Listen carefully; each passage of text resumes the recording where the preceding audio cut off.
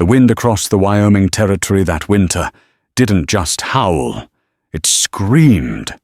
It was a raw, endless shriek that tore at the very soul of the land, burying hope and trail markers under a blanket of impossible white.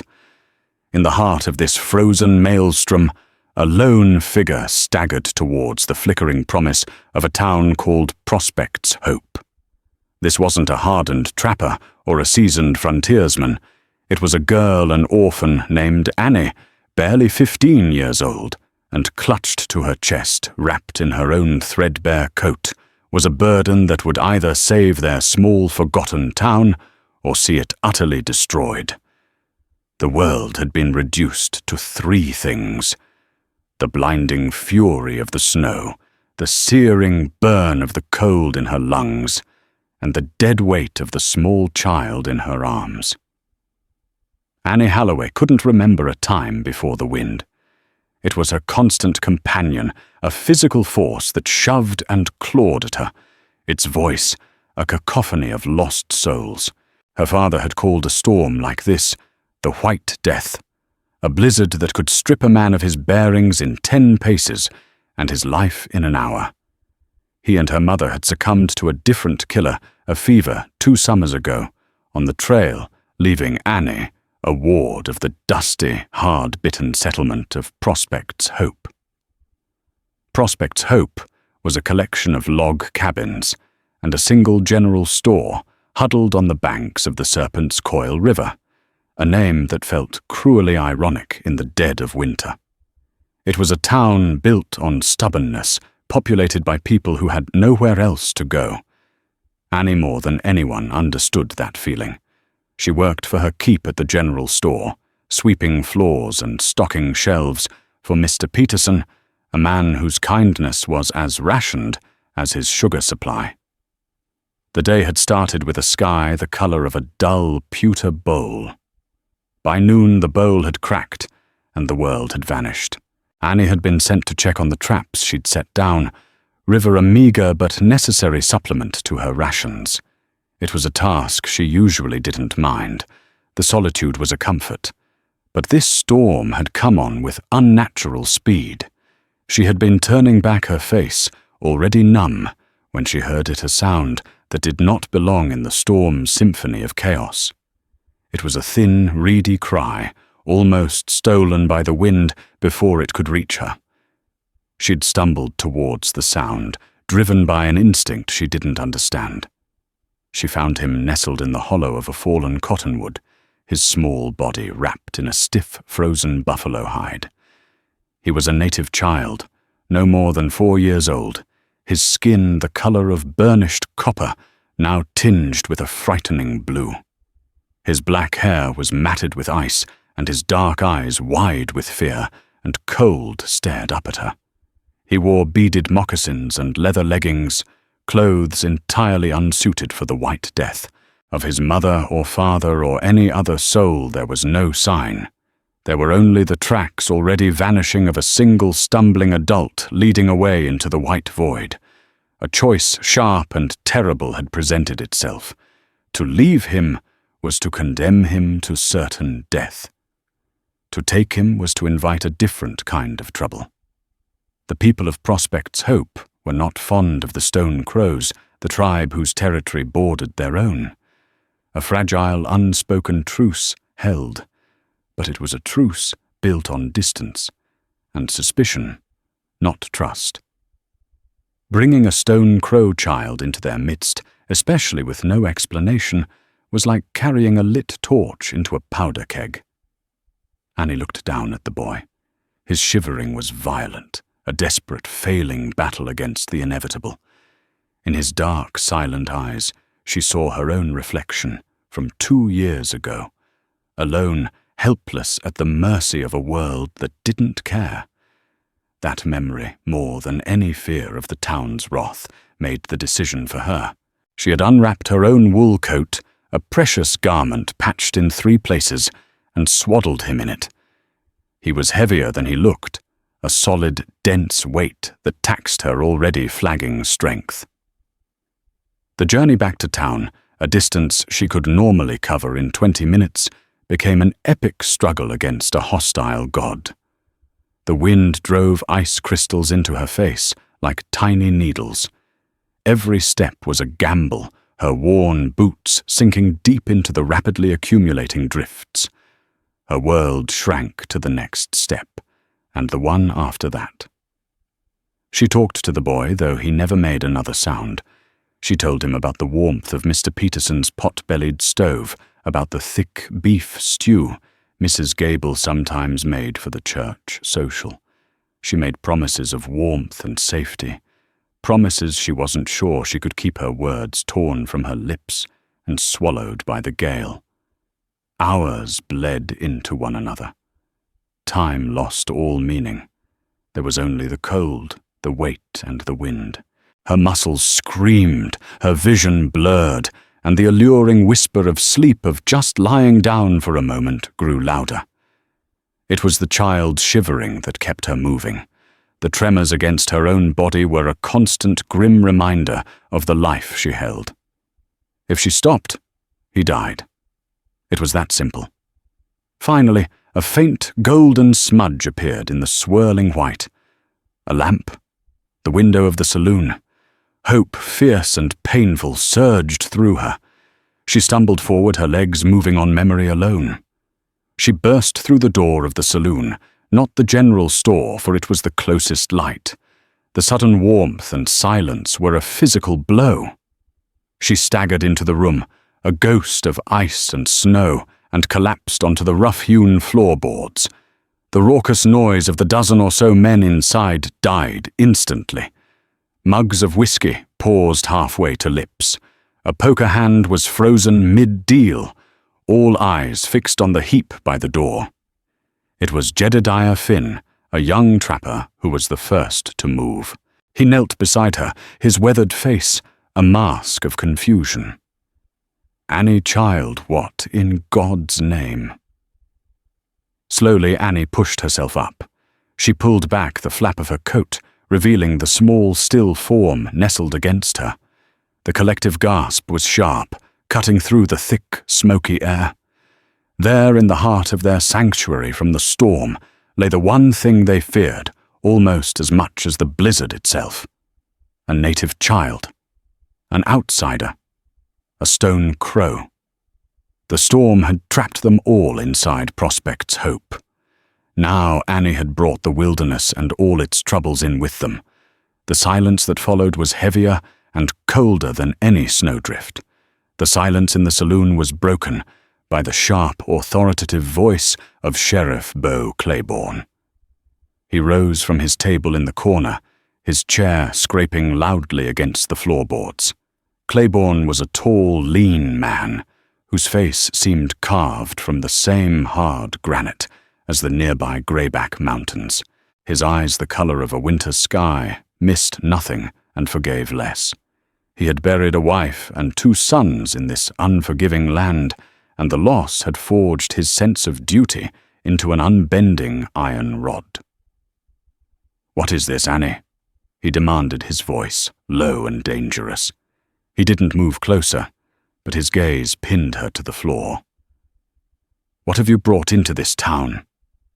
Before Annie could find her frozen voice, the saloon doors swung open again, letting in a swirl of snow and the stout figure of Dr. Elias Thorne.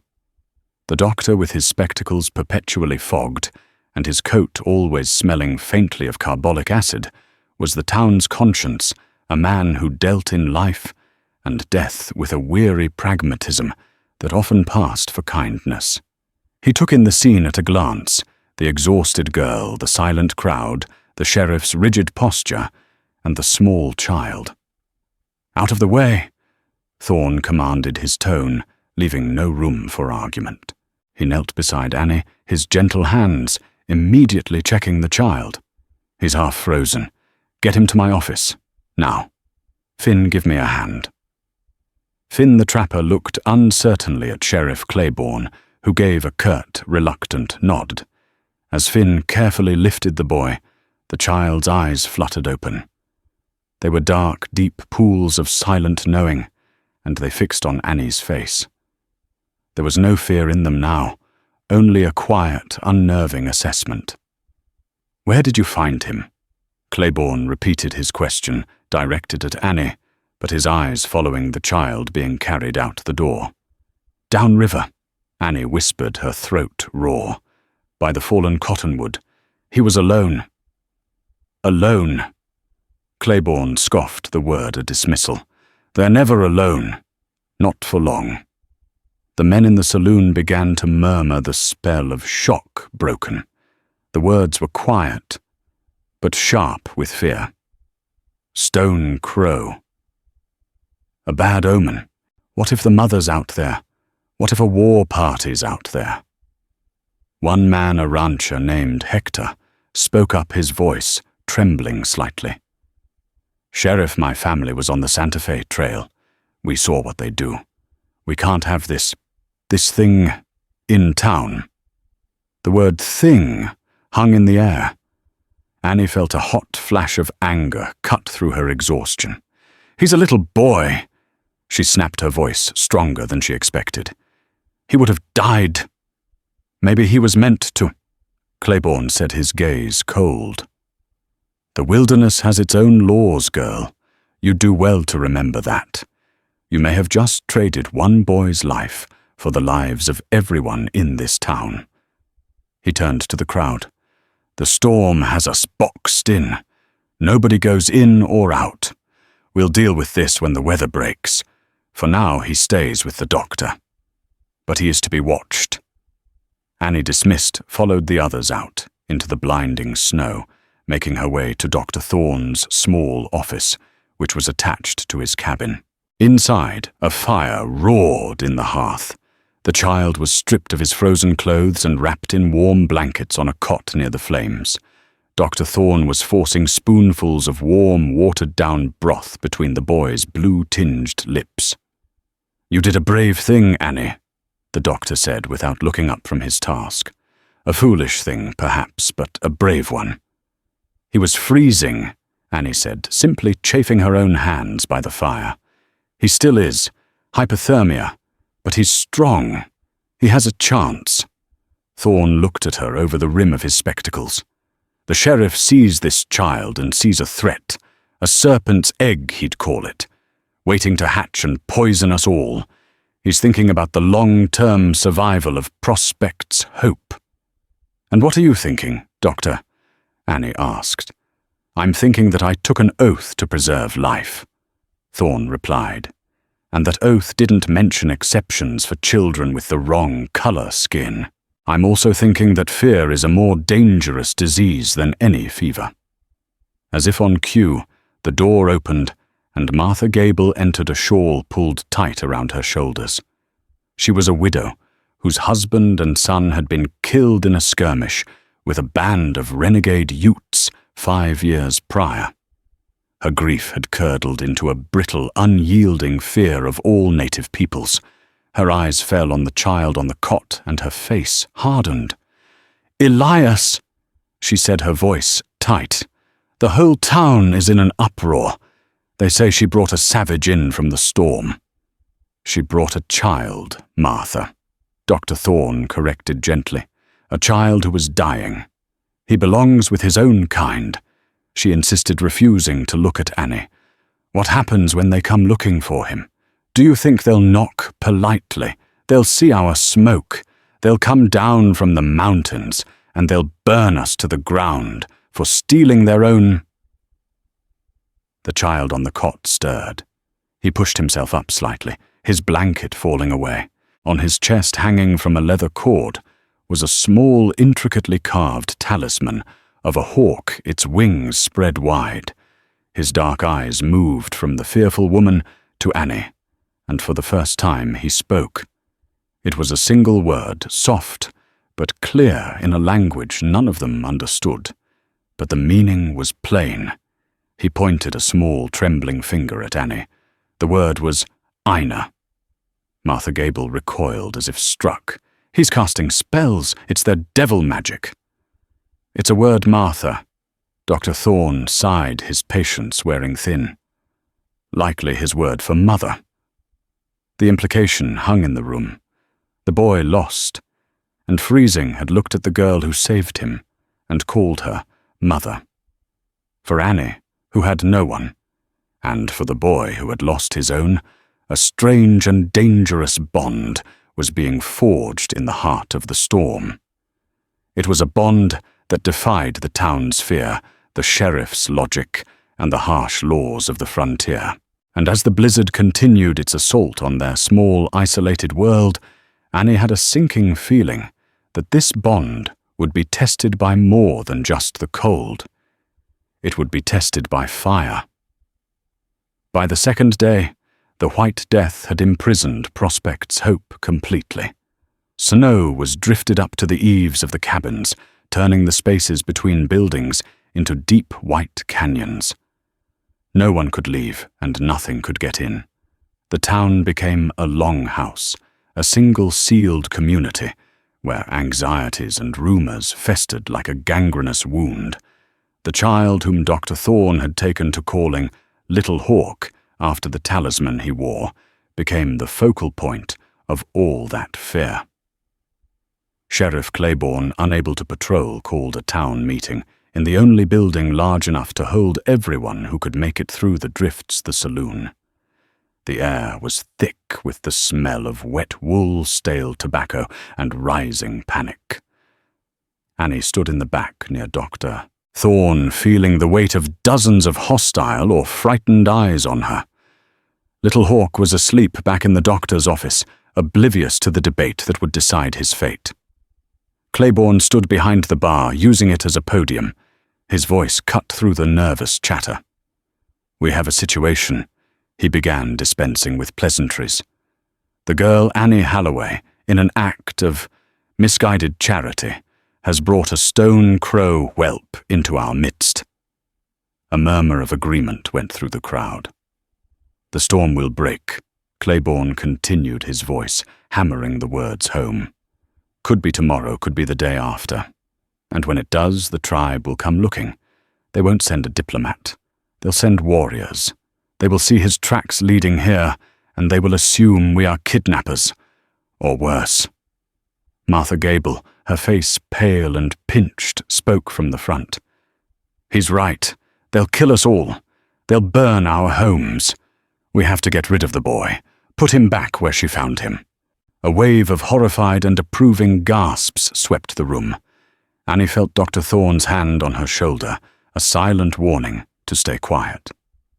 The doctor stepped forward, his expression weary. "Martha, what you are suggesting is murder. We would be leaving a 4-year-old child to freeze to death." "It's him or us," Hector the rancher shouted. "I've got a wife and 2 daughters to think about. I'm not sacrificing them for some savage brat." The crowd grew louder voices, rising in a chorus of fear and anger. "Hector's right. It ain't our problem. She's the one who brought him here." Annie couldn't stay silent any longer. She pushed past Dr. Thorne, her voice shaking but clear. "His name is not whelp or brat or it. He's a person. A little boy. What kind of people are we if we listen to the storm outside and let it howl inside our own hearts? What if it was one of our children out there? Would we want them left to die?" "He ain't one of our children," Martha Gable shrieked, her control finally snapping. "He's one of them, the ones who killed my David. They are animals, and you've brought one into the den." The accusation, raw and full of pain, silenced the room for a moment. Everyone knew Martha's story. Her grief was a tangible presence in the community, a constant reminder of the violence that lurked just beyond their fragile civilization. Sheriff Claiborne held up a hand, regaining control. "Calm down. No one is leaving a child in the snow. We are not murderers." He let that sink in his gaze, sweeping the room. "But we are not fools either. We cannot let sentimentality blind us to the reality of our situation. When the storm breaks, they will come. We need to be ready. And we need to decide what to do with the boy." He proposed a compromise. The boy would remain in the doctor's care, but under guard. No one but the doctor and Annie, who seemed to be the only one the boy responded to, would be allowed near him. The moment the storm cleared, Claiborne himself, along with a few men, would take the boy and leave him near the Stone Crow territory with a supply of food and a white flag. A peace offering. It was a cold, pragmatic solution that pleased no one entirely, but seemed to appease the majority. It was a plan that acknowledged the child's humanity while prioritizing the town's safety. Dr. Thorne argued against it, calling it a naive and dangerous gamble. You think a war party will stop to appreciate a bag of jerky and a white flag bow? They'll see it as an admission of guilt. They'll see you as the kidnappers, and they'll follow you right back here. And what's your solution, Elias? Claiborne challenged. We invite them in for tea. We send the girl out to parley. She's the one he seems to trust. All eyes turned to Annie again. The idea was absurd, yet it planted a seed. She was the one who had started this. She was the one connected to the child. The thought was terrifying, to walk out into the wilderness and face the Stone Crows. It was a death sentence. The meeting broke up with Claiborne's plan as the accepted course of action. The town settled into a tense, watchful waiting. The blizzard raged on a physical manifestation of their isolation and fear. Annie spent her time at the doctor's office, helping care for little Hawk. The boy was regaining his strength. He was quiet and observant, his eyes following Annie's every move. He refused to eat for anyone else. He would only take the small pieces of dried meat or the spoonfuls of broth when she offered them. He still only spoke that one word to her, Ina. One afternoon, as she sat by his cot, humming a tune her own mother used to sing, he reached out and touched a small faded locket she wore around her neck. It was her only memento of her parents. She opened it for him, showing him the tiny hand-painted portraits inside. He looked at them, then up at her face, and his expression was one of profound, childlike understanding. He seemed to grasp the concept of lost without needing any words. He then touched his own chest where the hawk talisman lay, and looked towards the door, a deep sadness in his eyes. In that small, silent gesture, Annie understood. He was not a serpent's egg or a savage. He was an orphan just like her. He was lost and he was scared, and he missed his family. That night the wind began to change. The constant high-pitched scream softened to a low moan. The endless cascade of snow tapered off into flurries. Dr. Thorne stood at his window, peering out into the darkness. "It's breaking," he said quietly. "The sky is clearing. Tomorrow the sun will rise on a new world." Annie looked at little Hawk, now sleeping peacefully by the fire. The town saw the end of the storm as the beginning of their deliverance. But for Annie and the small boy who called her Mother, it was the beginning of the true test. The White Death was retreating, but what it was about to reveal might be far more deadly. The dawn arrived with a blinding, pristine brilliance. Sunlight, a long-absent stranger, streamed through the windows of Prospect's Hope, reflecting off a landscape of impossible white. The world was remade, sculpted into smooth, silent drifts and waves of snow. The screaming wind was gone, replaced by a profound ringing silence that was almost as unnerving. The thaw had begun, not just in the weather, but in the town's frozen state of panic. Now action was possible, and that was a terrifying prospect. Sheriff Claiborne was true to his word. Before most of the townsfolk had even begun to shovel their way out of their cabins, he was organizing his party.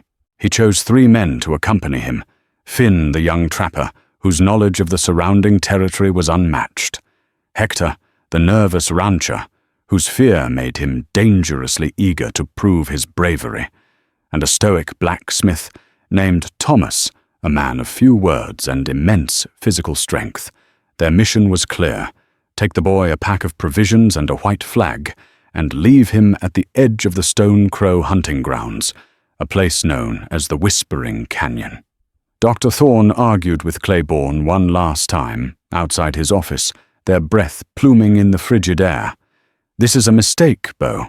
You're walking into the lion's den to return a cub, expecting a thank you.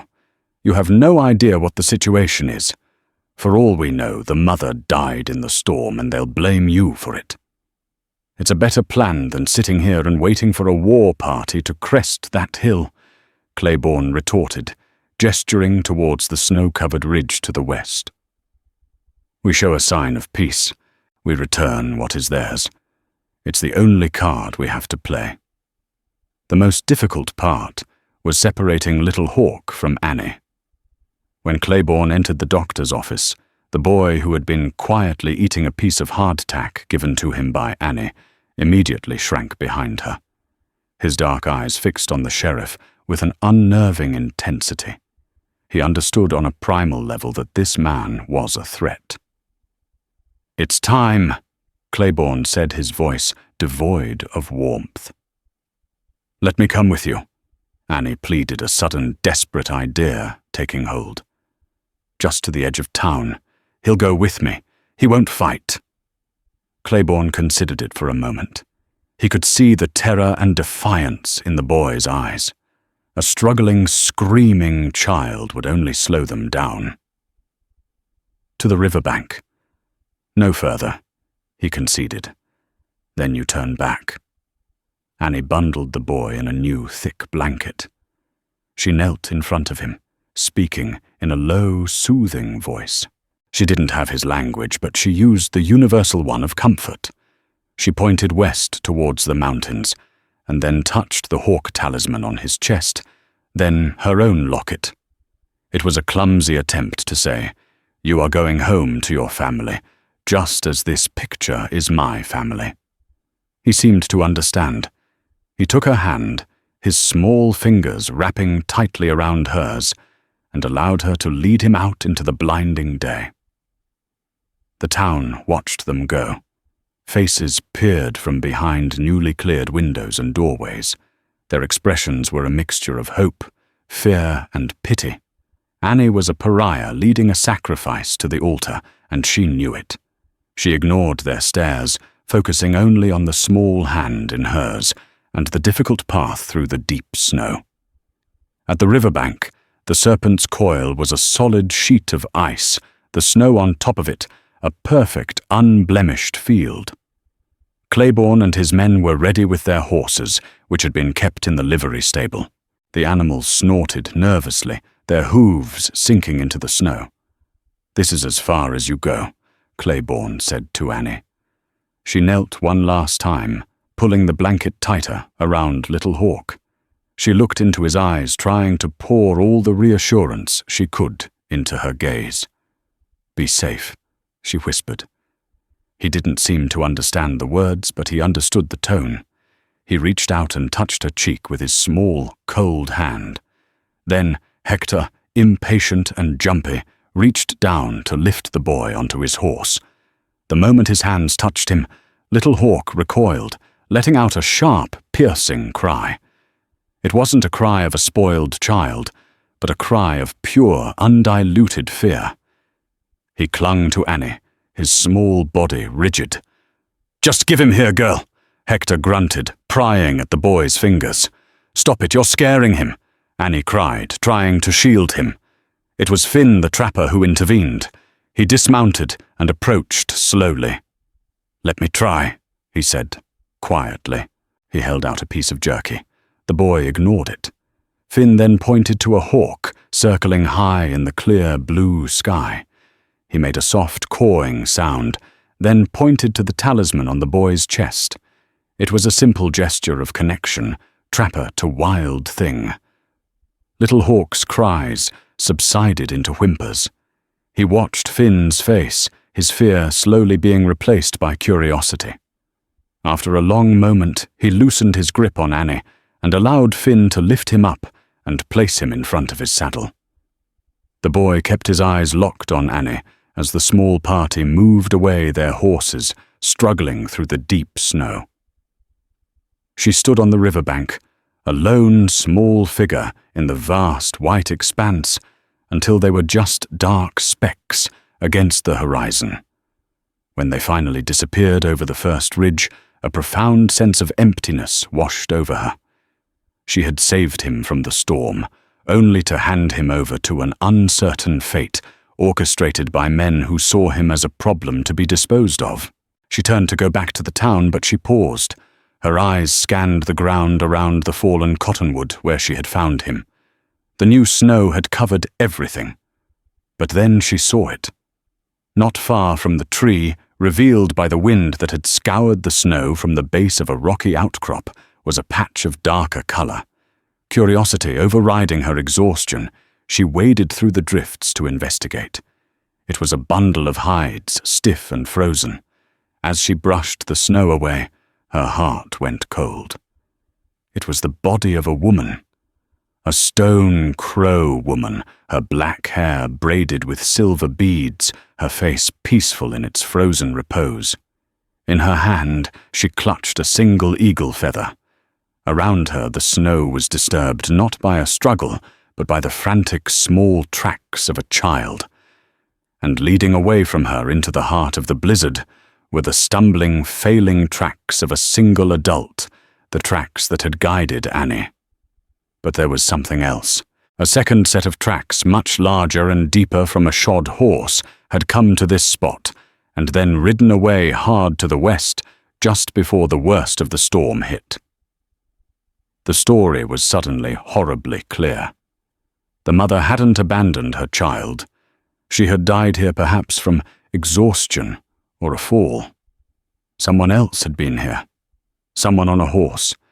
Someone who had seen the dying woman and the helpless child, and had chosen to ride away, leaving the boy to perish in the coming storm. Someone from Prospect's Hope. Annie's blood ran cold. The town wasn't an innocent party in this drama. One of their own had already condemned the child to die. Her act of salvation was not the beginning of the trouble. It was an interruption of a secret crime, and the men who now rode to return the boy were heading into a situation they couldn't possibly comprehend. Their white flag of peace, a symbol of a lie they didn't even know they were telling. The sun climbed higher, and with its warmth came a steady dripping from the eaves of every building in Prospect's Hope. The great silence of the morning was replaced by the sound of melting a constant soft percussion that seemed to count down the minutes to an unknown event. The town held its breath. Men stood in clusters, rifles held loosely in their arms, their eyes fixed on the western ridge. Women watched from their windows, pulling their children close. Every soul in the settlement was united in a single silent prayer for the swift and uneventful return of Sheriff Claiborne and his men. Annie said nothing of what she had found. Who would believe her? And what would it change? It would only sow more discord and panic. The knowledge sat like a stone in her gut. She pictured the scene over and over: the dead woman, the abandoned child, and the hoofprints of a coward riding away.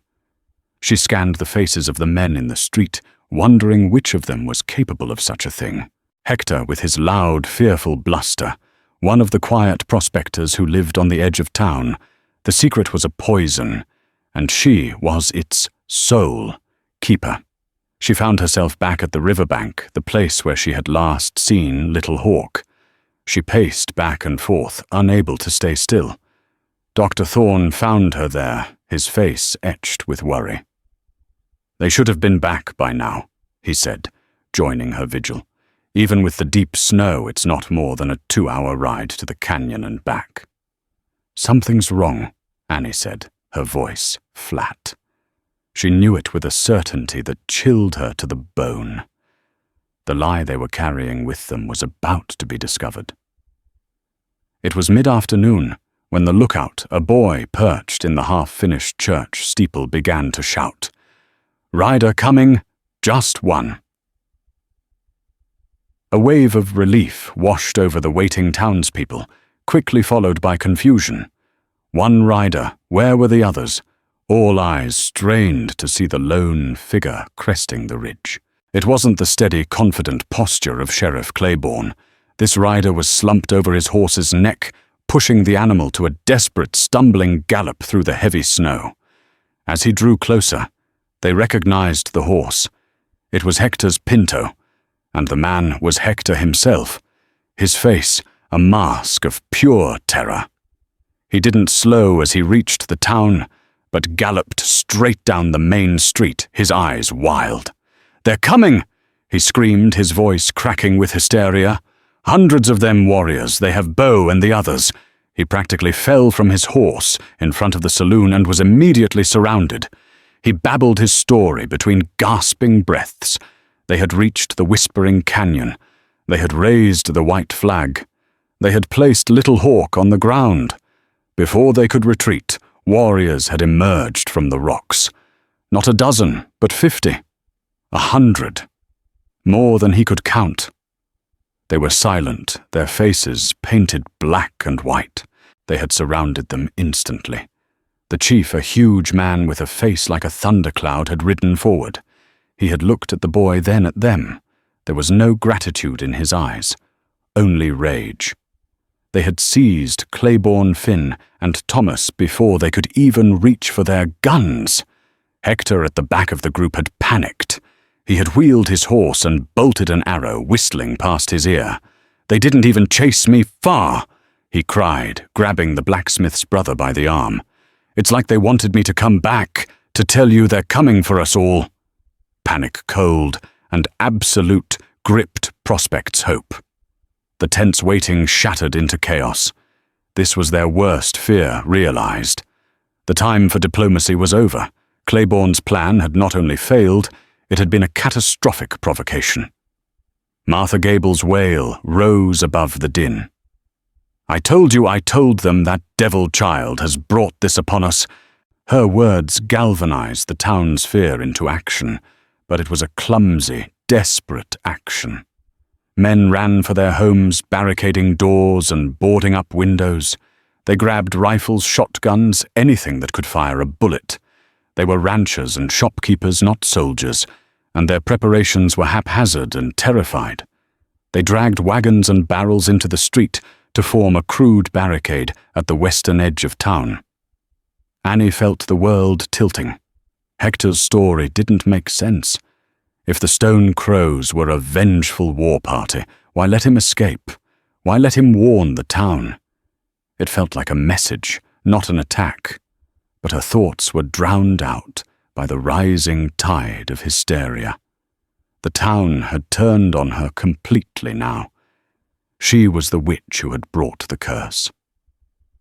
As she stood alone, frozen in the middle of the street, Martha Gable confronted her, her face contorted with grief and rage. "This is your fault," she screamed, her voice raw. "When they come, when they burn my home, it will be because of you, you and your stray savage." Annie shrank back from the raw hatred in the woman's eyes. She was utterly alone, blamed for a disaster she had tried to prevent. The boy she had saved was gone, the men who had taken him were captured, and an army was descending on their town. And then they heard it. It wasn't a sound at first. It was a feeling. A low, deep vibration that came up from the frozen ground, felt in the soles of their boots and the pits of their stomachs. It was the rhythmic, growing tremor of hundreds of horses moving as one. Every man at the barricade froze. Every woman, peering from a window, held her breath. The tremor grew into a rumble, a sound like distant thunder. And then they appeared. They crested the western ridge not as a disorganized mob, but as a silent, flowing river of men and horses. They were not whooping or yelling. Their silence was infinitely more terrifying. They poured down the slope and into the wide, flat expanse of the riverbank, spreading out, forming a long, unwavering line directly opposite the town. There weren't hundreds. Hector had been wrong. There were more. 500 at least. A sea of warriors, their faces grim, their lances tipped with eagle feathers that stirred in the slight afternoon breeze. At their center sat a man on a magnificent black war pony. He was taller than the others, his presence immense. On his head he wore a full eagle feather war bonnet, and across his chest was a breastplate of polished bone. It was the chief. The river of ice separated them. On one side, 50 terrified settlers behind a pathetic barricade of wagons and barrels. On the other, 500 of the most feared warriors in the territory, sitting motionless on their horses, their collective gaze fixed on the town.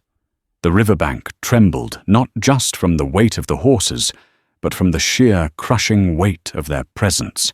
The fate of Prospect's hope was about to be decided, and Annie knew with a dreadful certainty that the truth lay not in the rifles of the townsmen, but in the heart of the silent chief across the water. The sun began its slow descent, casting long distorted shadows across the snow and glinting off the icy surface of the Serpent's Coil River. The world seemed to be holding its breath. For what felt like an eternity, the two groups faced each other in absolute silence.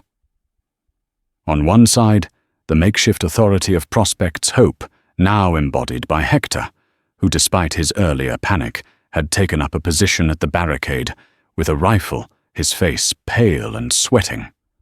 On the other, the undeniable power of the Stone Crows, represented by the monolithic figure of their chief. Annie stood apart from the others near the edge of the riverbank, her eyes fixed on the man in the war bonnet. She could see now that Sheriff Claiborne and the other two men were among the warriors disarmed, and on foot, their hands bound. They were alive, but they were prisoners.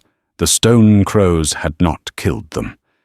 It was another detail that didn't fit the narrative of a vengeful war party. An execution would have been simple. This was something else. This was a statement.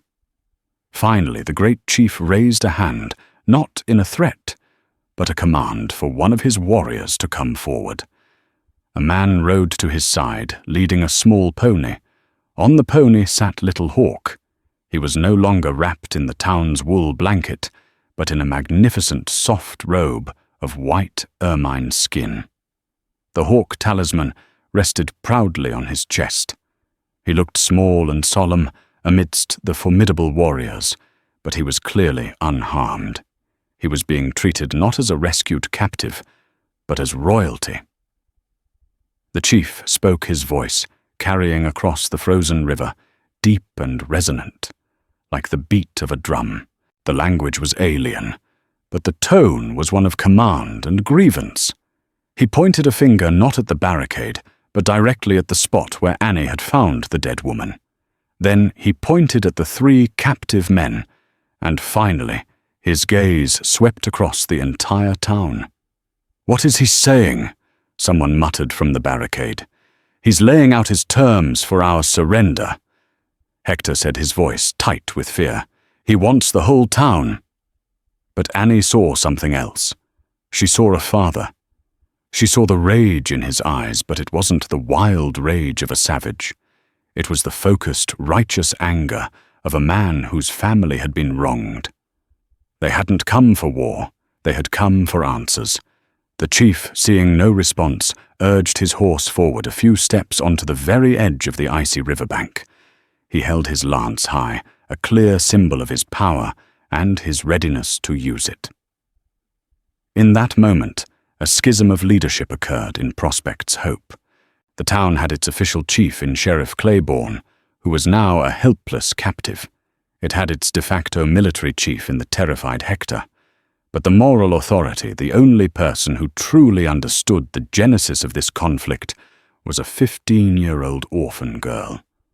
There were 2 chiefs on that riverbank, one with 500 warriors at his back, and one with nothing but a terrible secret truth. Dr. Thorne came to stand beside Annie, his face grim. "They're waiting," he said, his voice barely a whisper. "This is a negotiation, not a battle. But they're negotiating with people who don't even know what the crime is." "I do," Annie said, her voice small but firm. I know. She told him then, the words rushing out in a torrent. The dead mother. The child left to freeze, the tracks of the shod horse leading away. Someone from this town saw them, Doctor. They saw a woman die and left her baby to freeze in a blizzard. That's what he's angry about. It isn't about kidnapping, it's about cruelty. They think we are all like that. Dr. Thorne stared at her, his mind rapidly processing the information. The pieces clicked into place. The warrior's silence, the captured but unharmed men, the chief's controlled rage. It all made a horrifying kind of sense. Who Annie whose tracks were they? I don't know, she confessed. They were just hoof prints. It could have been anyone with a horse. Her eyes scanned the men at the barricade. Her gaze fell on Hector. Hector who had been so vocal, so consumed by fear. Hector who had been the one to panic and flee, leaving his companions behind. Hector whose horse was a pinto, with a distinctive chip on its right rear shoe, a detail she'd noticed when he'd been preparing to leave that morning. She suddenly remembered seeing similar tracks near her traps days ago before the storm. He must have been checking a trap line in the same area. The truth hit her with the force of a physical blow. It was him. Hector had been there. He had seen the woman die and had ridden away, abandoning the child to the White Death. His frantic fear wasn't just about a war party. It was the terror of a guilty man about to have his crime exposed. He was willing to let the whole town go to war to cover his own cowardice. At the barricade, Hector grew more agitated by the chief's silent pressure. "They're just trying to scare us," he yelled, his voice high-pitched. "We need to show them we won't be intimidated. Fire a warning shot." "No!" Dr. Thorne shouted, striding towards the barricade. "Hold your fire, you'll get everyone killed." But Hector was beyond reason. He raised his rifle sighting on the great chief. "For our families!" he cried, his finger tightening on the trigger. The chief across the river saw the movement. He lowered his lance, his face hardening into a mask of grim resolve. The warriors behind him, tensed hands moving to bows and rifles. A single gunshot would unleash a massacre. The delicate thread of peace was about to snap. There was no time for explanations, no time for debate. The two sides were locked in a deadly misunderstanding, fueled by the guilt of one man and the grief of another. And the only person who could stop it was Annie. In the split second before Hector could fire, before the first arrow could be loosed, Annie moved. She didn't shout. She didn't scream. She acted. She ran from her position at Dr. Thorne's side, past the stunned men at the barricade, and scrambled over the barrels and wagons, her worn boots slipping in the snow. "Annie, no!" Dr. Thorne yelled, his voice filled with alarm. But she was already through. She stood alone in the no-man's land between the town and the river, a small solitary figure in the vast blood-red light of the setting sun. She held her hands up, palms open and empty, to show she was unarmed. Hector lowered his rifle, momentarily confused. "Get back here, girl. Are you insane?" Across the river, the great chief watched her, his expression unreadable. The warriors behind him remained poised, waiting for his command. The tension was a living thing, a coiled serpent ready to strike. Annie took a deep breath, the frigid air burning her lungs, and she began to walk. She walked away from the town, away from the only home she had, and towards the silent army. She walked onto the thick ice of the Serpent's Coil River. Each step was a deliberate, terrifying act of faith. The ice groaned under her weight, the sound echoing in the profound silence. She was building a bridge not of wood or stone, but of pure, unadulterated courage.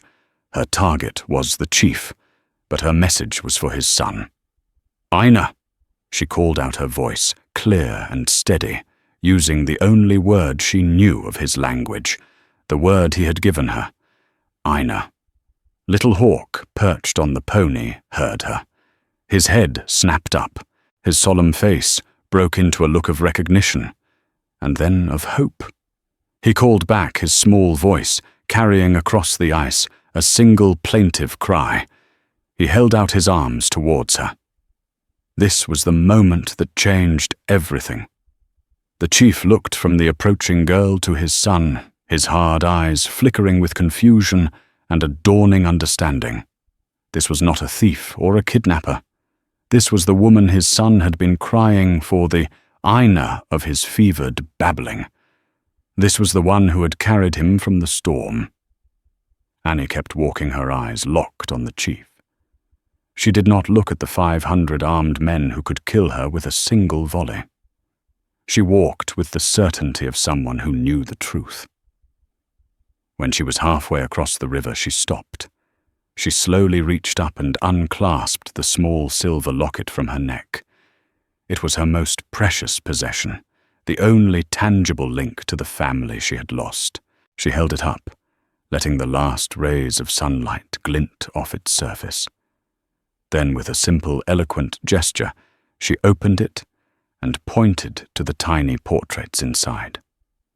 She touched her heart, and then she looked towards the spot on the riverbank where the boy's mother lay buried under the snow. She closed the locket, and then, with a final heartbreaking gesture, she held it out as an offering. She couldn't speak his language, but her meaning was unmistakable. I know what it is to lose a mother. I share your grief. I did not steal your son. I saved him because I am an orphan too. A murmur went through the ranks of the stone crows. They understood. This was not an act of defiance, but of profound empathy. The chief stared at her for a long, silent moment. The fate of everyone on both sides of the river rested in his hands. Then, slowly, majestically, he lowered his lance. He dismounted from his war pony and took a step onto the ice. He walked to meet her. He was a giant of a man, and as he stood before her, Annie had to crane her neck to look up at his weathered face. His eyes, dark and piercing, searched hers, seeking the truth. He saw no deceit, only a sorrow that mirrored his own. He looked at the locket she offered, but he did not take it. Instead, he reached out his large, calloused hand and gently touched her shoulder, a gesture of respect. He turned and issued a sharp command. A warrior brought Little Hawk forward. The chief took his son, who immediately scrambled into his father's powerful embrace, burying his face in his chest. The great chief, Black Hawk, held his son tight, his eyes closed for a moment, in a display of raw paternal relief. He then gave another order. Sheriff Claiborne, Finn, and Thomas were unbound and released. They stumbled forward onto the ice, their faces a mixture of relief and utter disbelief. Black Hawk looked back at the town, his gaze falling on Hector, who was now trembling behind the barricade, his guilt plain for all to see. The chief spoke a few sharp words in his language to Claiborne. The sheriff, humbled and shaken, translated for the town. He is Chief Black Hawk. The boy is his only son, Little Horn. His wife was returning from a pilgrimage when the storm hit. He says they followed her tracks. They found her, and they found the tracks of the shod horse that left her child to die. His eyes bored into Hector. He wants the man who did this. Hector let out a pathetic whimper and dropped his rifle, collapsing behind the wagon. His cowardice had been laid bare. The standoff was over. The truth was out. There would be no war. Chief Black Hawk, holding his son, gave a final solemn nod to Annie. It was a gesture that acknowledged her courage and her shared humanity. He then mounted his horse, and with a single command, the 500 warriors turned as one and began their silent, powerful recession back over the ridge, disappearing as quickly as they had arrived. In the aftermath, Prospect's hope was a changed town. Hector was ostracized, forced to live with the shame of his actions, a punishment far worse than any jail cell. Sheriff Claiborne looked at Annie with a new respect, acknowledging that her compassion had been a greater defense than all their rifles. The river was no longer just a barrier. It was a bridge of trust, crossed first by a lone orphan girl who understood that the deepest wilderness is not in the mountains or the plains, but in the frightened heart of man. The story of Annie Holloway and Little Horn became a quiet legend in that corner of the territory, a tale not of gunslingers or gold strikes, but of a different kind of frontier courage. It serves as a stark reminder that history is not just shaped by grand battles, but by small, profound acts of human decency. A young girl, an orphan herself, refused to let another child be abandoned, and in doing so, she faced down not only a deadly blizzard, but the far more dangerous storm of fear and prejudice within her own community. Her simple, brave act of empathy saved two peoples from a needless, bloody conflict, proving that understanding can be the most powerful weapon of all. The image of her walking alone across that frozen river towards 500 warriors is a testament to the fact that true strength isn't about how much you can fight, but how much you can understand.